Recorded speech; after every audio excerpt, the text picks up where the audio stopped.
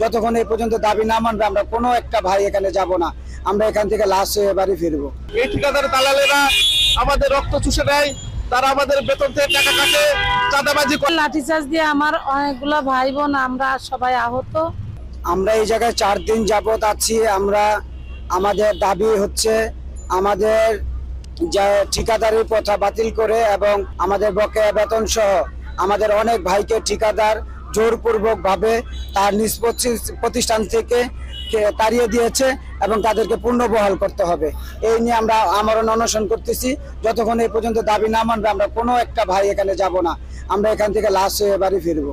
আমাদের এখান থেকে কোনো ধরনের আশ্বাস হয় নাই। আমাদের মূল দাবি, আমরা 2018 সালের আউটসোর্সিং নীতিমালা চাই না। এখানে ঠিকাদারি দালালি প্রথার থেকে আমরা মুক্তি চাই, যেখানে উল্লেখ আছে যে ঠিকাদারি ছাড়াও প্রতিষ্ঠানে চাইলে নিজ চুক্তি কর্মচারীর সাথে চুক্তি করে নিয়োগ দিতে পারে। তাহলে সেখানে কেন ঠিকাদার থাকবে? এই ঠিকাদার দালালেরা আমাদের রক্ত চুষে নেয়, তারা আমাদের বেতন থেকে টাকা কাটে, চাঁদাবাজি করে।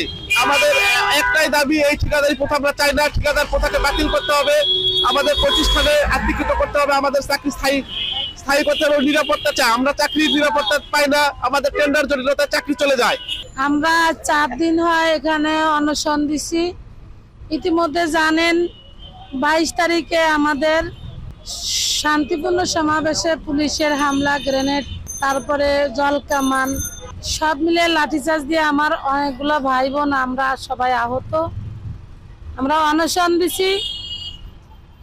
আমাদের নোবেল বিজয়ী ডাক্তার মোহাম্মদ ইউনূস স্যার অবশ্যই আমাদেরকে এই ঠিকাদার মুক্ত করে যার যে জায়গা থেকে চাকরি গেছে সারা বাংলাদেশে সবারই সেই প্রতিষ্ঠানে যোগদান করানোর ব্যবস্থা করবেন, যেহেতু আমরা গরিব অসহায় মানুষ।